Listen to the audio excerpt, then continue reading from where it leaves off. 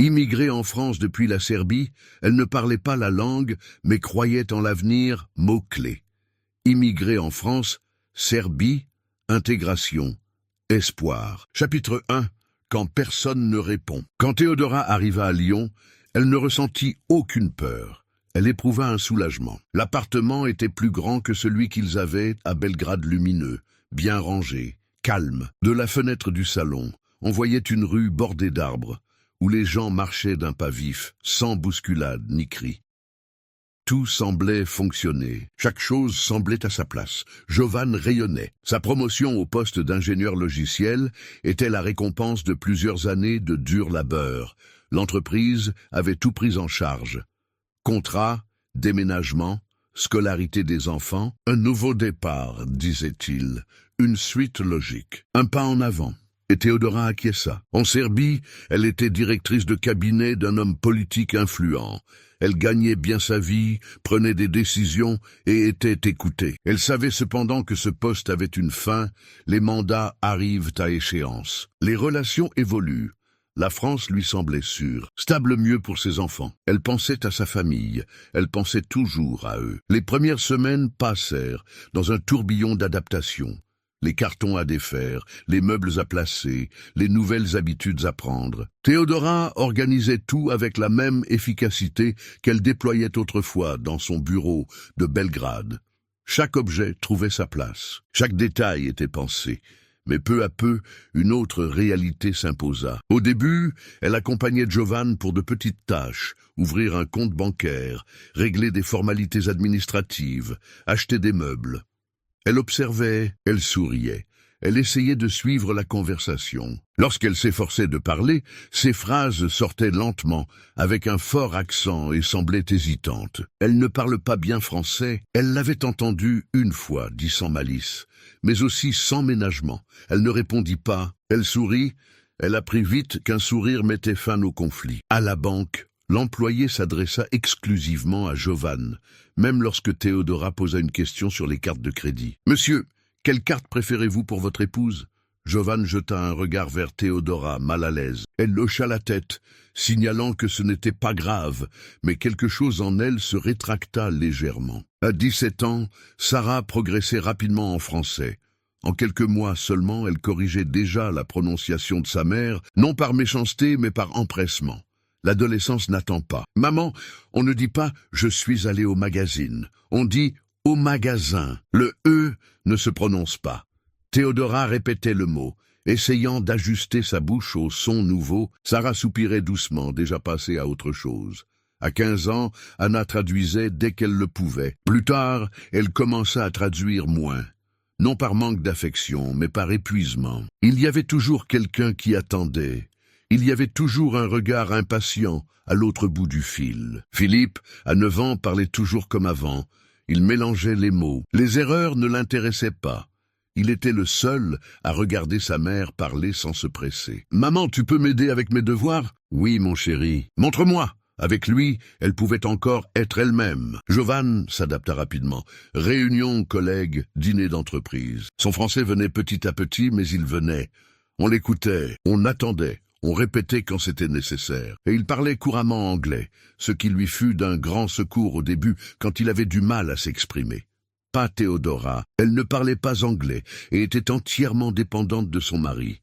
Au supermarché, elle demanda où se trouvait un produit. L'employé la regarda un instant, puis se tourna vers Jovan. « Monsieur, vous cherchez quoi ?» Théodora se tenait à proximité. C'était elle qui avait posé la question. Elle sentit une chaleur monter à ses joues, pas de la colère, quelque chose de plus subtil, de l'effacement. Dans le cabinet du pédiatre, elle expliqua quelque chose à propos de Philippe. Le médecin acquiesça, mais répondit en regardant Jovan. « On va faire comme ça, d'accord ?» dit-il. Et il expliqua la procédure à Jovan, comme si Théodora n'était pas là. Elle commença à remarquer une régularité. Ce n'était pas de l'hostilité, c'était l'absence. Avec le temps, elle sortait de moins en moins. Elle achetait en ligne, elle évitait les appels téléphoniques, elle préférait tout régler par message, ce qui lui permettait de réfléchir avant d'écrire, de corriger ses erreurs, de consulter Google Traduction et de masquer son accent. Durant la semaine, elle restait seule dans l'appartement. Elle rangeait, nettoyait et relisait de vieux documents serbes. Parfois, elle allumait l'ordinateur et le refermait aussitôt. Elle ne savait pas quoi chercher. Un après-midi, elle tomba sur une photo d'elle à Belgrade, lors d'une conférence de presse.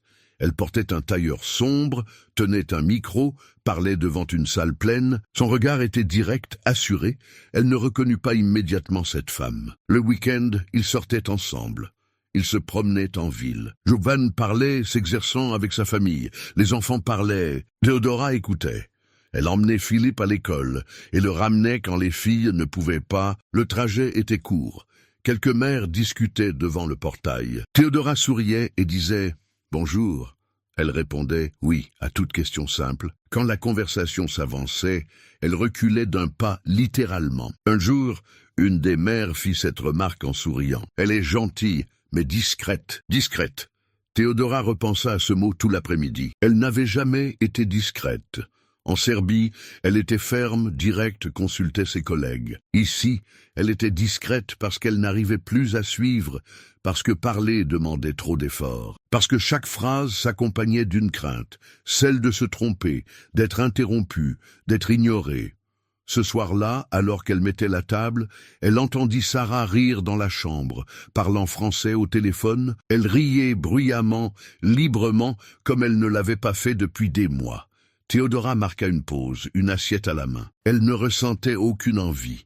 Elle ressentait quelque chose de pire, le sentiment d'être à la traîne, pas physiquement, mais socialement, comme si elle n'était présente que dans le corps. Ce soir-là, pendant le dîner, elle tenta de raconter un simple épisode de sa journée, une phrase courte. Elle choisit ses mots avec soin. Au milieu de sa phrase, Sarah la corrigea « Anna termina Jovan traducit ». Théodora se tut. Personne ne remarqua le moment précis où elle cessa de parler. Mais là, à cette table, en silence, Théodora commença à disparaître. Chapitre 2. La femme qui ne parle pas. Le silence ne s'installa pas d'un coup. Il devint progressif, comme une habitude. Théodora pesait chaque mot avant de le prononcer. Elle répétait mentalement des phrases en marchant, en faisant la vaisselle, en attendant que Philippe sorte de l'école. Quand elle eut enfin l'occasion de parler, le temps était déjà passé. Quelqu'un l'interrompit. Quelqu'un répondit à sa place, le sujet changea. Alors elle cessa d'essayer. Elle commença à se lever tôt, avant tout le monde. À cette heure-là, l'appartement était plongé dans un silence absolu.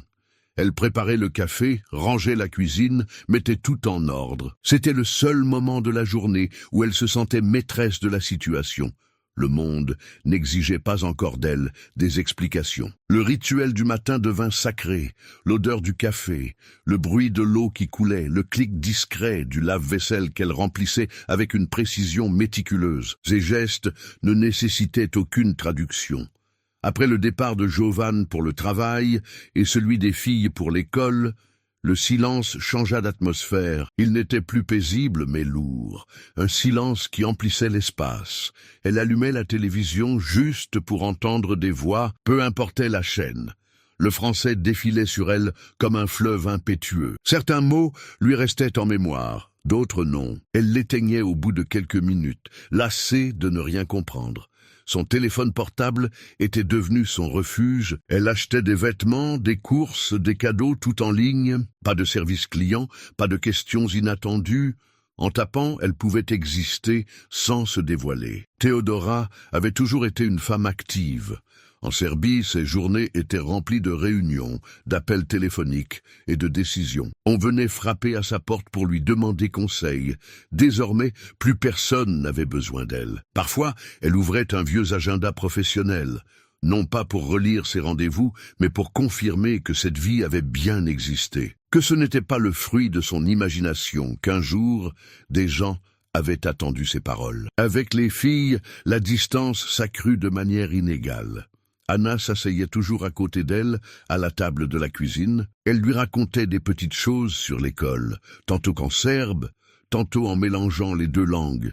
Théodora écoutait avec une attention exagérée, comme si chaque détail était un cadeau. Elle répondait peu, de peur d'interrompre sa fille. « Maman, aujourd'hui en cours de sciences, on a disséqué une fleur. C'était vraiment intéressant. Tu savais que les pétales protègent les organes reproducteurs. »« Ah oui ?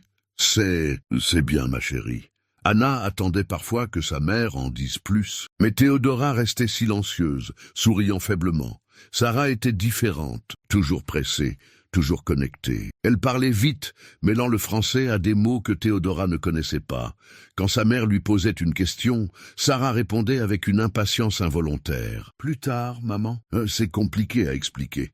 Théodora hochait la tête, toujours plus tard. Elle commença à remarquer que ses filles se parlaient en français, même à la maison, non par rejet mais par habitude, par adaptation. Elle était la seule à encore réfléchir avant de parler. Philippe, quant à lui, continuait de venir la voir avec des questions simples. Il lui montrait des dessins, lui racontait des histoires de l'école. Il parlait sans crainte de se tromper. Théodora souriait avec lui, mais même alors, quelque chose changeait. Petit à petit, Philippe apprit aussi de nouveaux mots, de nouvelles expressions en français. Il répondait dès qu'il rentrait à la maison, son sac à dos toujours sur le dos. « Maman, aujourd'hui la maîtresse a dit que mon dessin était magnifique. Tu sais ce que ça veut dire ? » ?»« Oui, mon cœur, ça veut dire très beau. » »« Exactement, magnifique. » Elle le comprenait. Elle ne le corrigeait pas, mais elle ressentait un petit pincement au cœur chaque fois. Jovan s'en apercevait à peine, non par indifférence, mais parce qu'il était complètement absorbé. Il arrivait fatigué, parlant de travail, de ses nouvelles responsabilités. Théodora l'écoutait avec une attention sincère. Elle posait des questions simples. Il répondait avec satisfaction. Il ne remarquait pas qu'elle parlait de moins en moins. Un soir, lors d'un dîner avec ses collègues, Théodora était assise à table comme à son habitude. Posture impeccable, sourire poli, regard attentif. Elle s'efforçait de suivre la conversation. Elle riait quand les autres riaient. Elle prenait de petites gorgées de vin. Quand on lui posa une question directe, elle répondit avec difficulté. Elle se trompa dans la conjugaison du verbe, sa phrase fut hachée. Un bref silence s'ensuivit. Quelqu'un la corrigea avec une politesse excessive. Un autre compléta l'idée à sa place. Théodora le remercia d'un bref sourire. Après cela, plus personne ne lui adressa la parole directement. Sur le chemin du retour, en voiture, Jovan fit ce commentaire. « Ils t'ont bien apprécié, ils ont dit que tu étais très calme. » Calme. Théodora regarda par la fenêtre, observant les lumières de la ville défiler. Elle songea qu'elle n'avait jamais été calme. Elle avait toujours été ferme, stratégique, directe. À présent, elle était calme parce qu'elle ne disait rien. Cette nuit-là, alors qu'elle s'allongeait, elle ressentit une étrange pesanteur sur sa poitrine. Ce n'était pas une tristesse manifeste, mais quelque chose de plus diffus, une fatigue sans cause apparente. Elle dormit mal. Les jours suivants, elle commença à éviter les situations sociales. Elle inventait de petits prétextes pour ne pas aller aux réunions scolaires. Elle préférait qu'Anna ou Sarah s'en chargent. Elle se disait que c'était temporaire, que dès que son français s'améliorerait, tout rentrerait dans l'ordre. Mais le français progressait lentement, et le silence, trop vite. Un matin, en se regardant dans le miroir, il lui fallut quelques secondes pour se reconnaître. Non pas physiquement, mais à son expression, son regard semblait plus terne, sa posture moins assurée. Théodora toucha son propre reflet, comme si elle pouvait se rappeler à elle-même. Elle était toujours là. Mais elle commençait à se demander combien de temps cela allait encore durer. Chapitre 3. Une visite qui ne guérit pas. L'annonce de cette visite fut comme une bouffée d'air frais, après une longue période d'obscurité. Un après-midi comme les autres, la mère de Théodora appela. La voix franchit le fil d'un ton familier, l'appelant par son nom à l'ancienne, avec la bonne intonation, sans effort apparent. Théodora pleurait déjà avant même de raccrocher. « Maman, c'est vrai ? Tu viens vraiment ? » ?»« Bien sûr, ma fille. Ta sœur et moi, nous voulons te voir. Cela fait trop longtemps. » Après avoir raccroché, Théodora resta immobile dans le salon. Le téléphone encore dans la main, quelque chose en elle s'était réveillé, une anticipation qu'elle avait oubliée. Dans les jours précédant leur arrivée, elle se mit à parcourir la maison avec plus d'énergie. Elle nettoyait des placards qui n'en avaient pas besoin. Elle cuisinait des plats serbes qu'elle n'avait pas préparés depuis des mois. Sarma, pita, adjvar fait maison. L'odeur envahit l'appartement, transportant des souvenirs de Belgrade dans chaque pièce. Jovan la regardait avec un sourire prudent. « Tu es heureuse ?» dit-il simplement. « Oui » répondit-elle en serbe, sans même s'en rendre compte. Elle relisait de vieux messages. Elle sortait des photos de famille. Pour la première fois depuis son arrivée en France, elle ressentait de l'impatience. Quand sa mère et sa petite sœur franchirent la porte de l'appartement, l'étreinte fut longue. Il n'y avait aucune précipitation. Aucun mot difficile, Théodora parlait vite, butant sur ses phrases, se trompant de temps. Mais à présent, cela n'avait plus d'importance. Personne ne la corrigeait, personne ne traduisait. « Laisse-moi te regarder », dit sa mère en lui tenant le visage entre les mains. « Tu as maigri. »« Non, maman, je vais bien. »« Tu ne vas pas bien, je vois tes yeux. » Théodora détourna le regard, mais serra sa mère plus fort. Pendant quelques jours, elle revint à la vie. La mère observait tout en silence. Elle ne posait aucune question directe, mais ses yeux enregistraient chaque détail. La façon dont Théodora hésitait avant de répondre au téléphone, comment elle laissait Jovan parler pour elle, le silence qui s'installait parfois au milieu d'une phrase. La sœur, toute excitée, parlait des fiançailles, des préparatifs, de la fête à venir. Elle sortit le faire-part de mariage de son sac et le tendit à Théodora comme s'il s'agissait d'un trésor. « Je voulais te le remettre en personne, dit-elle. « Tu dois venir, Théodora, ce ne sera pas pareil sans toi. » Théodora tenait le papier avec une précaution exagérée. Elle ressentait de la fierté, de la joie et une pointe de tristesse inattendue. Elle ne pouvait l'expliquer. « Bien sûr que je viendrai, répondit-elle doucement. Les enfants participèrent peu. Sarah était polie, mais gardait une certaine distance. Elle saluait sa grand-mère avec respect, mais disparaissait rapidement dans sa chambre. Anna était plus présente, mais partagée entre sa famille et le monde qu'elle s'était construit en France. Elle traduisait parfois des phrases pour sa grand-mère, créant un pont fragile entre deux mondes. Philippe se lia facilement d'amitié avec sa grand-mère. Charmé par son attention exclusive, elle lui racontait des histoires en serbe, et même s'il ne comprenait pas tout, il écoutait, captivé par la mélodie de la langue. « Grand-mère, apprends-moi un mot en serbe. »« D'accord. De volimte, ça veut dire « je t'aime ». »« Volimte » répéta Philippe en riant. Théodora, observant la scène depuis la cuisine, sentit ses yeux s'embuer. Pendant la visite, Théodora sortait davantage. Sa mère aimait se promener et observer. Elle bavardait dans les rues de Lyon, comme si elles étaient encore à Belgrade. Théodora riait aux éclats et gesticulait. Certains la dévisageaient. Cela ne la dérangeait pas. Un après-midi, alors qu'elle marchait le long de la Saône, sa mère s'arrêta. « Tu ne parles presque plus, n'est-ce pas ?» Théodora se figea. « Je sais dire, si, je parle. Non, je te connais. Tu parlais tout le temps. Maintenant, tu écoutes. Tu souris, mais tu ne parles plus. » Le silence s'étira entre elles. Théodora regarda l'eau couler. « C'est difficile, maman. Ici, quand je parle, je fais des erreurs. Les gens, ils ne m'écoutent pas de la même façon. Et alors ? Tu crois que les erreurs définissent qui tu es ? Peut-être. » Sa mère secoua la tête avec fermeté. « Non, ce qui te définit, c'est ton silence, pas tes erreurs. » Mais ce sentiment était fragile. Une fois la visite terminée, l'appartement parut de nouveau trop grand. Le silence revint avec une force renouvelée. Ce n'était plus une simple absence, mais un contraste saisissant. Théodora se retrouva seule dans la cuisine, le lendemain de leur départ, fixant la casserole vide où elle avait préparé la sarma. L'odeur s'était dissipée. La maison sentait de nouveau le propre et le neutre. Quelques jours plus tard, la décision fut prise. Théodora irait au mariage de sa sœur. Jovan ne pouvait pas y aller. Il venait de prendre ses nouvelles fonctions et ne pouvait pas s'absenter.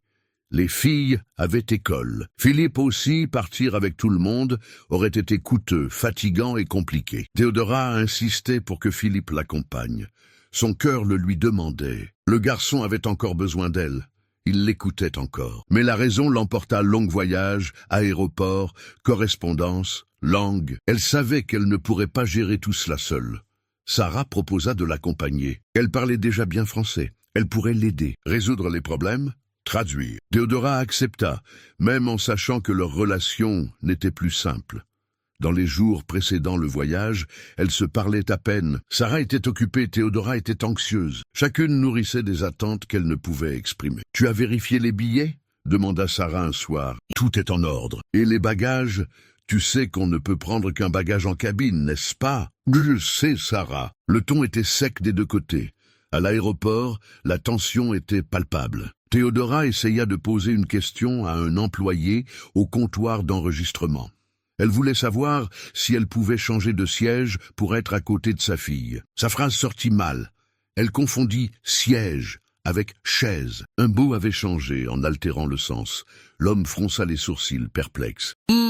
Pardon, madame? Vous voulez quoi exactement? Théodora tenta de se corriger, mais s'embrouilla davantage. Deux personnes derrière elle ricanèrent discrètement. L'une d'elles répéta la phrase avec exagération, comme si c'était drôle. Une chaise dans l'avion. Elle veut apporter sa chaise. Les rires s'intensifièrent, pas fort, mais suffisamment. Le genre de rire qui blesse, parce qu'il n'est pas reconnu comme méchant, juste comme de l'amusement.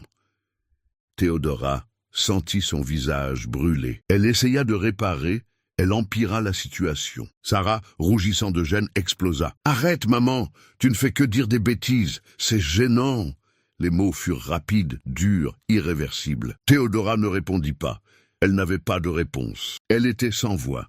Elle pleura là, en plein aéroport, en silence. Non pas à cause de l'erreur, non pas à cause des rires, mais parce qu'elle réalisait que même pour sa propre fille, sa voix était devenue un problème.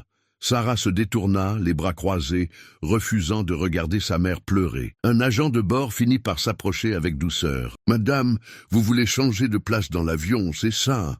Théodora hocha la tête, incapable de parler. « Ce n'est pas possible maintenant, mais je vais voir ce que je peux faire à bord. D'accord ?» Elle hocha encore la tête. Le voyage se poursuivit en silence. Dans l'avion, elles étaient assises à 2 rangées de distance. Théodora regardait par le hublot, les larmes séchant sur ses joues. Sarah fixait l'écran devant elle, les écouteurs enfoncés, le volume à fond. Ni l'une ni l'autre ne dormit. Au mariage, il y avait de la musique, des accolades, des photos, des parents âgés, des visages familiers. Théodora souriait au photographe, dansait par obligation, parlait peu.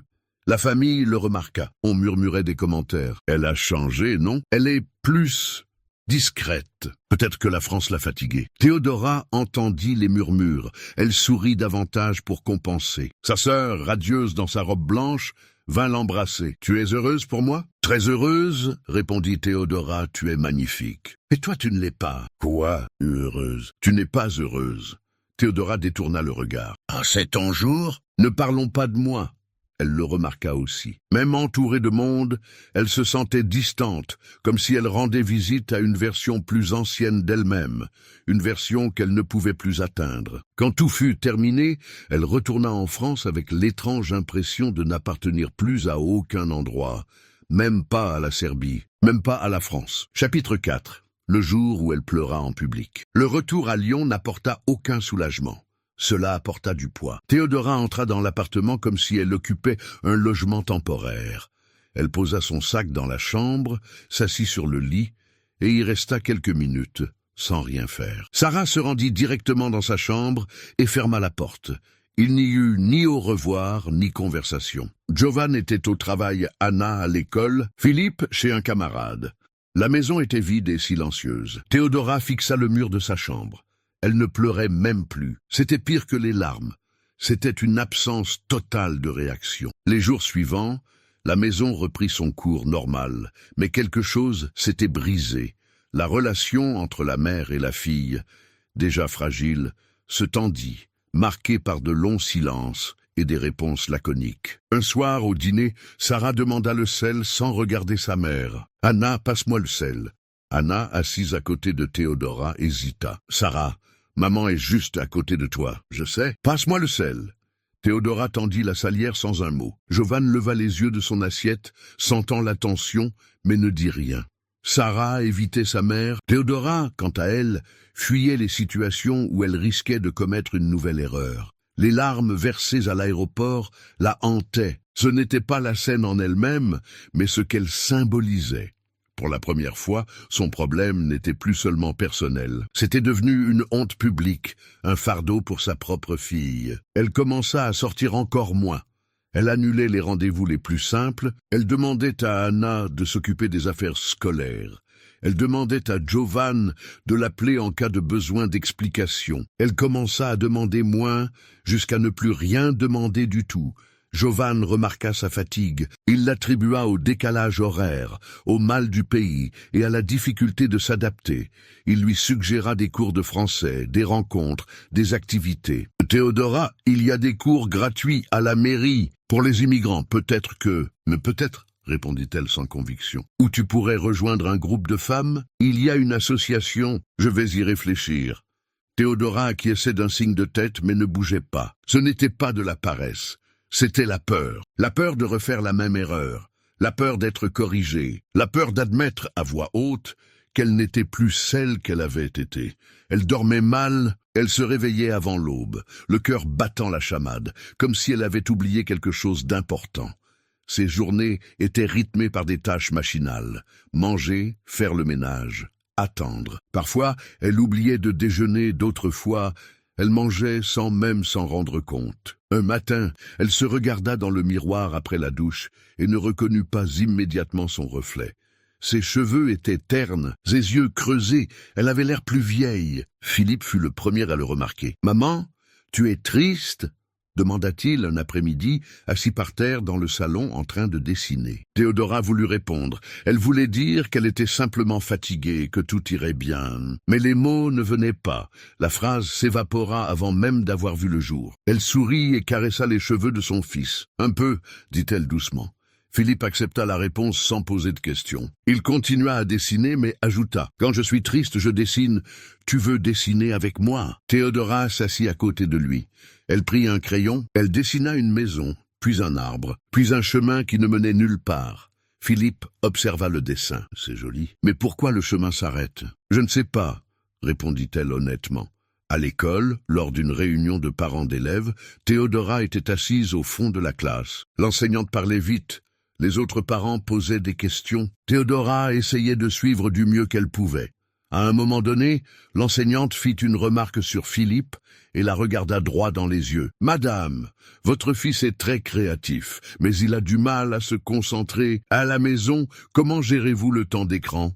Théodora tenta de répondre. « Nous limitons le temps pour les écrans ?» La phrase était incomplète. Un verbe était incorrect. Le temps était confus. L'enseignante sourit, hocha la tête poliment. « D'accord. Peut-être qu'il faudrait établir un horaire plus strict. Qu'en pensez-vous » Théodora ouvrit la bouche pour répondre. Mais avant qu'elle ne puisse dire quoi que ce soit, l'enseignante passa à un autre parent. Il n'y eut ni rire, ni commentaire, mais l'effet fut le même. Théodora sentit une boule dans sa gorge. Son corps réagit avant sa pensée. Ses yeux s'emplirent de larmes. Elle baissa la tête, essayant de les dissimuler. Une larme tomba sur la table, puis une autre. Elle pleurait là en silence, au beau milieu de la réunion. Pas assez pour que cela se voie et provoque un remous, mais suffisamment pour qu'elle en ait honte. C'était la deuxième fois qu'elle pleurait en public, et ça faisait plus mal que la première fois. Une mère assise à côté d'elle lui tendit discrètement un mouchoir. « Ça va ?» murmura-t-elle. Théodora hocha la tête, incapable de parler. Sur le chemin du retour, elle marchait lentement. Chaque pas semblait lui demander un effort supplémentaire. Elle repensait à la femme qu'elle avait été en Serbie. Elle repensait à sa position, à ses décisions, à l'assurance avec laquelle elle s'exprimait dans les salles bondées. Cette femme lui paraissait lointaine, presque étrangère. Une fois rentrée chez elle, elle s'assit sur le canapé et fixa le mur. Elle n'alluma pas la télévision. Elle ne prit pas son téléphone portable. Elle ne fit rien. C'est là que les premiers signes évidents apparurent. Apathie, le sentiment de vide, l'idée persistante qu'il vaudrait peut-être mieux ne plus jamais parler. Ce soir-là, à son arrivée, Jovan trouva la maison plongée dans le noir. Théodora était assise à table, n'ayant pas préparé le dîner. Il s'excusa aussitôt, comme si elle avait commis une grave erreur. Jovan s'approcha, inquiet. Il alluma la lumière. « Théodora, qu'est-ce qui se passe ?» Elle leva les yeux vers lui. Son visage était marqué par les larmes séchées. « Je ne sais pas, » dit-elle en serbe. « Je ne sais plus. » Jovan s'agenouilla devant elle. « Tu ne sais plus quoi ?» Théodora ouvrit la bouche, la referma puis réessaya. « commença-t-elle en français. Elle s'arrêta, elle reprit en serbe, puis elle abandonna. Les langues se mélangeaient, aucune ne fonctionnait. Elle baissa la tête et se mit à pleurer. Cette fois, pas en public, mais profondément seule. Jovan la serra dans ses bras, sans vraiment comprendre. Il sentait que quelque chose n'allait pas, mais il n'arrivait pas à mettre le doigt dessus, Théodora non plus. Elle savait seulement qu'elle était lasse d'exister invisible. « Je vais appeler un médecin demain, » dit Jovan doucement. « D'accord, on va trouver une solution. » Théodora hocha la tête contre son épaule. Mais elle ne croyait pas qu'un médecin pourrait guérir ce qu'elle avait perdu. Cette nuit-là, allongée près de son mari, elle pensa pour la première fois qu'elle ne retrouverait peut-être jamais sa propre voix, et cela l'effrayait plus que n'importe quelle frontière. Chapitre 5. Paris n'était pas un nouveau départ. Le voyage suivant n'était pas prévu au programme de Théodora. C'était une conséquence. Sarah devait passer quelques jours à Paris pour régler des questions scolaires, et un court programme d'échange. Jovan suggéra que Théodora l'accompagne. Un changement d'air lui ferait peut-être du bien, quitter Lyon permettrait peut-être de rompre le cycle. Théodora accepta sans enthousiasme. Elle n'attendait rien. Ces derniers mois, elle avait appris à ne plus avoir d'attente. Dans le train, elles étaient assises côte à côte, mais un silence épais les séparait. Sarah regardait son téléphone. Théodora regardait le paysage défiler par la fenêtre, les champs, les villages, les pylônes électriques. Tout passait trop vite. À un moment, Sarah leva les yeux. « Maman, tu veux quelque chose à boire ?»« Non, merci. » Le silence retomba. Paris les accueillit comme toujours, belle, indifférente, grouillante. Point d'enchantement. Juste un regard, Théodora arpentait les rues comme quelqu'un qui traverse un lieu maintes fois photographié. Elle marchait derrière Sarah, qui naviguait dans la ville avec une aisance naturelle. Elle commandait au café sans hésiter, elle demandait son chemin avec assurance. Elle était devenue française d'une manière que Théodora ne serait peut-être jamais. C'est dans un simple café, près de la gare, que tout commença à changer. Pas de façon spectaculaire, mais presque imperceptiblement. Sarah discutait avec animation avec un jeune homme rencontré pendant le voyage, Adriano. Français, poli, à la voix posée, rien ne semblait l'impressionner, ni Paris, ni les accents. Lorsque Sarah présenta sa mère, Adriano se leva et s'approcha de Théodora. Il lui parla directement, lentement, en la regardant dans les yeux. « Ravi de vous rencontrer, madame. » Théodora répondit avec prudence. « Merci. » Enchantée aussi. Elle avait fait une faute, elle se corrigea mentalement. Elle s'attendait au sourire condescendant qu'elle connaissait déjà. Il ne vint pas. Adriano reprit la conversation comme si de rien n'était. Il lui demanda d'où elle venait. « De Serbie, de Belgrade. »« Ah, j'ai un ami qui a visité Belgrade l'année dernière. Il a dit que c'était magnifique. »« Oui, c'est une belle ville. » Il écouta sa réponse jusqu'au bout. Il ne termina pas ses phrases. Il ne se tourna pas vers Sarah pour traduire. Théodora ressentit quelque chose d'étrange, un léger malaise. Elle n'avait pas l'habitude d'être écoutée. Les jours suivants, ils se rencontrèrent encore quelques fois, toujours à l'initiative de Sarah. Adriano ne s'imposait pas. Il venait, discutait, riait. Il lui arrivait aussi de faire des erreurs en parlant, qu'il corrigeait sans gêne. « Ah non, je voulais dire à côté, pas en côté. » Mon espagnol me joue des tours parfois. Il riait de lui-même avec une facilité déconcertante. Au cours d'une de ces conversations, alors qu'il marchait le long de la Seine, il fit cette remarque désinvolte. « Ma mère est italienne. Quand elle est arrivée en France, elle n'a pratiquement pas parlé pendant la première année. » Théodora leva les yeux, surprise. « Vraiment ?» Elle dit qu'elle avait trop peur de se tromper. Alors, elle restait silencieuse. Théodora sentit son cœur se serrer. « Et comment elle a fait pour recommencer à parler ?» Adriano réfléchit un instant. Doul a rencontré quelqu'un qui l'écoutait vraiment, qui ne la pressait pas, mon père. Il attendait qu'elle finisse ses phrases, même si ça prenait du temps. Il marqua une pause, puis ajouta « Elle dit toujours que le pire, ce n'était pas la langue, c'était le sentiment de ne pas exister. » La sentence plana entre eux. Théodora détourna le regard vers la Seine. L'eau coulait, imperturbable. « Oui, » murmura-t-elle, « c'est exactement ça. » Sarah, qui marchait un peu devant, se retourna. « Vous venez, on va être en retard. » Mais quelque chose avait changé dans le regard de Théodora. Une petite lumière fragile mais présente. Un mois plus tard, de retour à Lyon, Sarah reçut une invitation inattendue. Adriano avait invité la famille à déjeuner chez ses parents le dimanche. Jovan hésita, Théodora voulut refuser. Sarah insiste. « Maman, s'il te plaît, c'est important pour moi. » Théodora vit quelque chose dans les yeux de sa fille. Une demande sincère. Peut-être même une tentative de réconciliation. « D'accord, dit-elle doucement. Nous irons. » Dimanche, Théodora entra dans la maison rongée par l'insécurité familière. Elle prépara mentalement des phrases, elle réfléchit à la façon de se présenter. Elle réfléchit à la façon de partir plus tôt, si nécessaire. Julia ouvrit la porte. C'était une femme à la voix assurée, aux gestes amples et au sourire franc. Elle parlait français avec un léger accent italien qu'elle ne cherchait pas à dissimuler. CR roulait légèrement. Ses mains accompagnaient chaque phrase. Elle prit Théodora dans ses bras, comme si elle se connaissait depuis toujours. « Bienvenue, entrez, entrez. Vous devez être la maman de Sarah. Adriano m'a tellement parlé de vous. » Théodora, surprise par la chaleur de l'accueil, répondit timidement. « Merci, merci beaucoup. Pas de merci. Ici, c'est comme chez vous. Vous aimez les pâtes? J'ai fait des lasagnes, faites maison bien sûr. La maison sentait la tomate, le basilic, l'ail, une odeur qui rappelait à Théodora les cuisines de Belgrade, chaleureuse et vivante. Pendant le déjeuner, Giulia mena la conversation avec naturel. Elle parlait en regardant Théodora. Elle posait des questions, elle attendait. « Alors, vous venez de Belgrade. J'ai toujours voulu y aller. Dites-moi, la cuisine serbe, c'est proche de la cuisine italienne. » Théodora hésita, cherchant ses mots. « Oui, un peu. Nous avons aussi des plats avec viande et légumes comme le moussaka. Comme les Grecs. Vous voyez, la Méditerranée nous unit tous. » Si la réponse tardait, Giulia ne l'interrompait pas. Elle hochait la tête, encourageante. À un moment donné, Théodora se trompa dans une conjugaison. Elle s'arrêta, confuse. Giulia sourit simplement. « Je vous comprends parfaitement, continuez. » Plus tard, alors qu'elles débarrassaient de la table ensemble, Giulia commenta tranquillement. « Au début, j'avais honte de parler. J'évitais les gens. Je faisais tout par signe. Vous imaginez ? Comme une mime. Elle rit de bon cœur. Puis j'ai compris que le silence me faisait plus de mal que les erreurs, parce que quand on se tait, on disparaît. Et moi, je ne voulais pas disparaître. » Théodora sentit les larmes lui monter aux yeux. Elle les retint, mais sa voix trembla légèrement. « C'est difficile. » « Bien sûr que c'est difficile.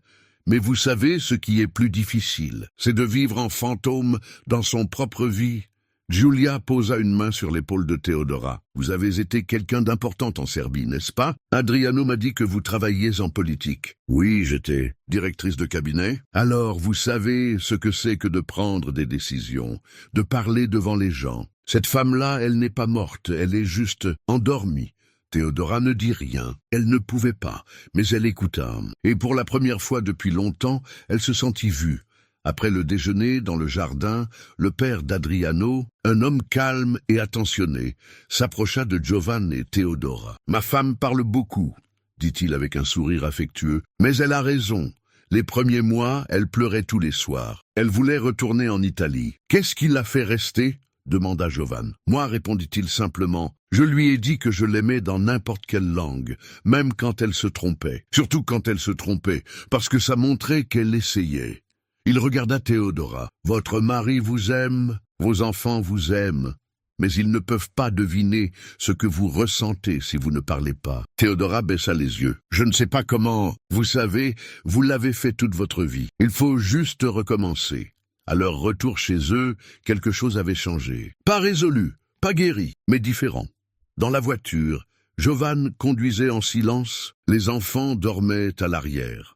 Théodora regardait par la fenêtre. « C'était bien, » dit-elle doucement. Giovanni lui jeta un regard surpris. « Oui, ils sont très gentils. »« Giovanni ?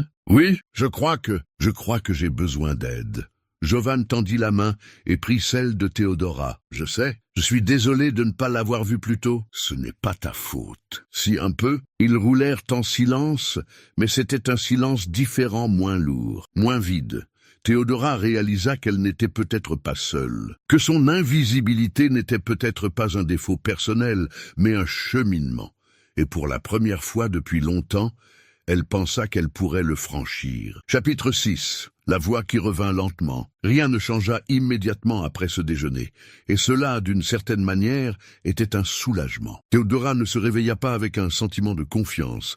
Elle ne devint pas soudainement bilingue en français. Elle ne se sentait pas guérie, mais quelque chose d'essentiel avait changé en elle, la certitude qu'elle n'avait pas besoin de disparaître pour survivre. Le lundi suivant, elle appela Giulia, la conversation fut courte, hésitante. « Allô ?» « Giulia, c'est Théodora. Théodora, quelle belle surprise. Comment allez-vous ? » « Bien, je voulais vous remercier pour hier. »« Oh, mais il n'y a rien à remercier. C'était un plaisir. » Un silence. « Giulia ? » « Oui ? » Est-ce que je peux vous appeler parfois juste pour parler ? La voix de Julia se fit plus douce. « Bien sûr, quand vous voulez, je serai toujours là. » Julia commença à appeler de temps en temps des conversations courtes et simples, sans correction, sans précipitation. Parfois, elle parlait plus de nourriture que d'autres choses. Théodora faisait des erreurs, en riait et continuait. C'était suffisant. « Aujourd'hui, j'ai fait un gâteau, mais il a, comment on dit, tombé. Ah, il est tombé, ou bien il est raté. Oui, il est raté, très raté. » Elles riaient ensemble. À la maison, de petits changements commencèrent à se produire. Théodora s'assit de nouveau à table avec ses enfants, même lorsque la conversation déviait en français. Au lieu de rester silencieuse, elle leur demandait de répéter. Pas toujours, mais parfois, c'était déjà nouveau. « Anna, qu'est-ce que tu as dit ? Je n'ai pas compris. » « J'ai dit que le prof de maths nous a donné un contrôle surprise. » « Ah, c'était difficile ? » ?»« Oui, assez. C'était banal, mais c'était un début. » Sarah mit plus de temps à changer. La honte était toujours présente, mêlée à la culpabilité. Un jour, entendant sa mère parler difficilement au téléphone avec un service client, elle soupira d'impatience. Théodora raccrocha et la regarda fermement, non pas avec colère, mais avec présence. « Sarah. »« Quoi ? Je sais que je fais des erreurs. » Sarah baissa les yeux, mal à l'aise. « Maman, Laisse-moi finir. Je sais que c'est difficile pour toi, que c'est gênant parfois. Mais je parle, et je vais continuer à parler, même si je me trompe. » Sarah resta silencieuse un long moment, puis, d'une voix presque inaudible, « Je suis désolé pour l'aéroport. »« Je sais. Non, vraiment, j'ai eu honte de toi, et maintenant, j'ai honte de moi. » Théodora s'approcha et prit le visage de sa fille entre ses mains. « Tu es ma fille, et je t'aime même quand tu me fais mal. » Sarah se mit à pleurer et Théodora la serra dans ses bras. « Je ne voulais pas être méchante. Je sais. » C'était la première vraie conversation qu'elles avaient eue depuis des mois. Anna le remarqua la première. Elle commença à moins traduire et à attendre davantage Philippe.